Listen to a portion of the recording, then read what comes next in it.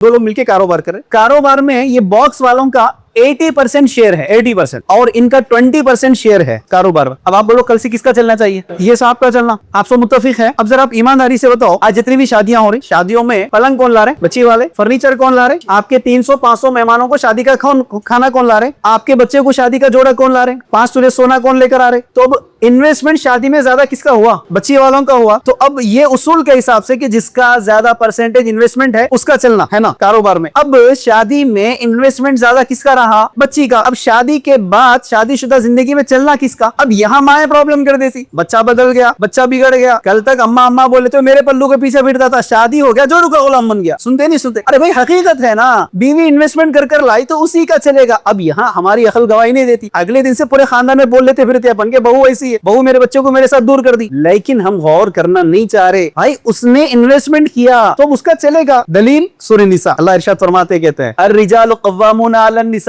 हमने हाकिम बनाया है, कंट्रोल बनाया है। किसको? मर्द को। किस पर? निसा, औरतों पर। क्या वजह है? वजह यही है फबिमा अनफक़ू मिन अम्वालिहिम, माल खर्च करने की जिम्मेदारी अल्लाह ने यहाँ पर मर्द को दिया है। मर्द माल खर्च करेगा, इसी वजह से वो खव्वाम है। अब शादियों में हो रहा क्या, साहब अपनी खवामियत पूरी दे दी है ना बच्ची को, अब उन्होंने आके कंट्रोल कर रहे हैं, उन्हें आके अप्लाई कर रहे हैं, जिंदगी कैसे गुजारना है उसूल उन्होंने बना रहे। अब साहब भी नहीं मान रहे, इनके अम्मा तो मानने को भी तैयार नहीं, झगड़े पैदा हो जा रहे। लेकिन मेरी बहनों, ये दोनों उसूल आपने खुद कबूल लिया कि इनका परसेंटेज ज्यादा है तो इनका चलेगा। उसी तरह शादियों में सबसे ज्यादा परसेंटेज आज बच्ची वालों का है। अब फिर वो शादी के बाद अप्लाई कर रहे या उनकी माँ ऑपरेट कर रही तो फिर झगड़े शुरू हो जा रहे कि हमारी सास हमको सिखा रही कैसा जिंदगी गुजारना है, झगड़े हो जा रहे। कुरान ने भी कहा कि जो माल खर्च करेगा वो खव्वाम है, लेकिन आज खव्वामियत से हम लोग हट चुके हैं।